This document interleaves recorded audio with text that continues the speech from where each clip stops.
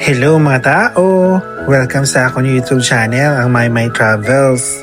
Amuning akong first ever vlog diri sa YouTube. Kagang pinakauna nga travel nga i-feature ta is ang Guangzhou, China. So mga tao, hari kami diri sa Guangzhou, China, diri sa COSCO Shipyard.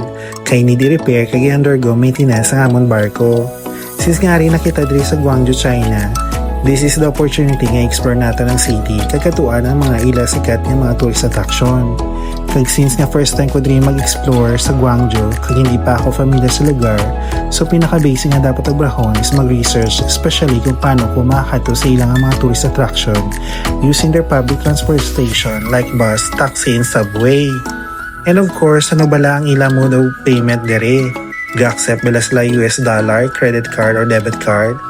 Diin bala pwede makapalit sa US dollar to Chinese yuan. Sa mga tao, amo na ang pinaka-basic nga dapat himuon before maglarga para iwas talang kag kakulba. Sa mga tao, pakatong ako gali sa subway station nga malapit diri sa shipyard kag walking distance lang base sa gin-download ko nga app which is ang A-Map.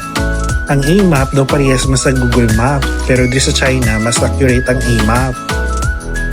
Sa mga tao, pasulod na kita sa subway station. Pinakalapit nga subway station diri sa shipyard amo ang Nanhai God Temple subway station. Kag nagbakal ako sa ticket using their ticket machine kag instead nga card, token di ang ila diri sa China. And after that, nanaog na ako sa platform kag nagkulat sang train. Kag by the way mga tao, diri sa China, cashless sila. Meaning, you can pay through Alipay, WeChat, and credit card kag isa lang ang cash which is ang Chinese yuan. Anything you buy, you pay to Alipay or WeChat. No worries mga tao, kay kung may GCash ka, pwede mo na siya magamit using Alipay sa sulod sang imo GCash. Need mo lang iscan ang mga QR code sa store or hindi gani mag-generate ka sa QR code mo kag pascan mo sa staff ng store for your payment. As long as may nod ang GCash mo, wala di kulba kag magbakal kag magbayad. Mapa-shopping ka man or food trip or yung payment sa ila public transport, wala gid problema. So para hindi kita magtalang mga tao, follow talang ang mga instruction kay signage nga available sa sulod sa station kag sa kung ano nakabutang sa A-Map app mo. Iwas talang ng mga tao, so dapat follow mo gid ang mga instruction, especially kung ano station panaugan mo kag kung ano ang lines ng station nga sa iluhan mo. So mga tao, sa first area nga atong bisitaon is ang Flower City Square or ang Washing Square which is located sa Sujiang Newtown CBD or Central Business District. Kaya nag-serve as ultimate vantage point for panoramic views of the Canton Tower and the modern city skyline. So mga tao, pag-abot ko sa Sujiang Newtown Station, naglakad-lakad ako pagwa sa station. Kag first area nga makita mo diri is ang Guangzhou Opera House. Katahong video sa nga structure kag unique. Ang Guangzhou Opera House kindesign niya sa hahatid. Sa diri pa lang makita mo na ang katahong sang Canton Tower sa back portion sang Opera House. Tapos diri mga tao, makita mo man naman nagatag-asa nga mga building. Kanami kakatawang gidya. Kag wala, makita na nato ng Canton Tower diri sa aton pwesto. Picture perfect gidya kag katawang sang tower. Diri sa square, madamo sa mga flowers nga nakatanom pareha sa marigold kag roses. Makita mo man ang Hanshin Bridge along Pearl River. And of course, ang matahong mga Canton Tower. In-try ko video ang pinakatuktok sang tower kag makita mo diri ang bubble tram sa ibabaw sang tower. Madamo man sa mga river cruises along Pearl River nga nagabiyay para sa local kag turista para makita pagida kanami sang Guangzhou City. Nagamat-amat man siga ang Canton Tower kag ang mga buildings along Pearl River. So gin-explore taman gali ang Hanshin Bridge wherein kadamo sa mga tao nga nagalakat-lakad kag naga-witness sa kanami sang sunset. Amazing gidya mga tao sang bridge kag kanami sang langit nga daw ginpinturahan. Kanami man sang iya nga skyline along CBD. You know what mga tao, ang Canton Tower is a 600-meter high-tech observation kag TV tower in Guangzhou, China.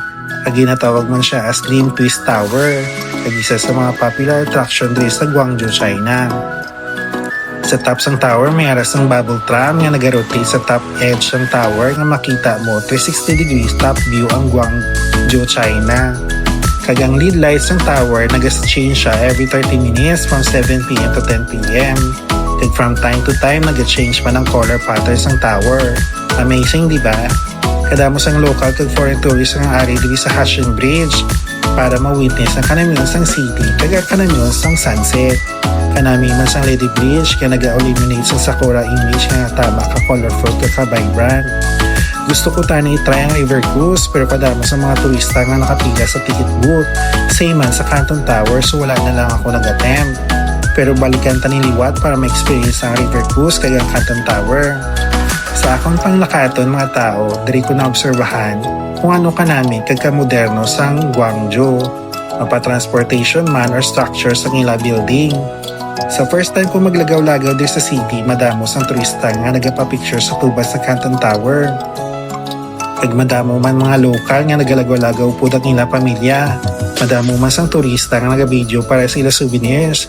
Kag may man na nasugata man ako nga mga Pinoy nga nagalagaw-lagaw along the promenade sa Canton Tower.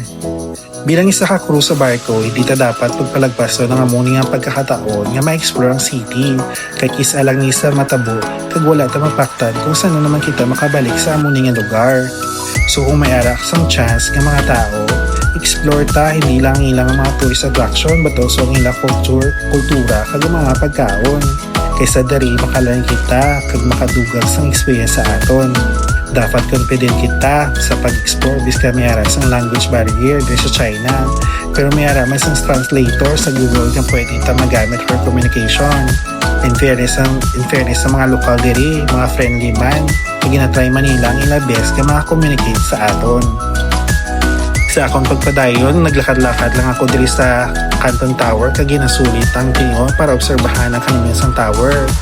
Sa kapwa ko galing mga seaman kung makabiyahe ka mo diri sa Gwangju, China. Hindi nyo pagpalagpas ang chance ang makalagaw diri kay kanami just ang ila city.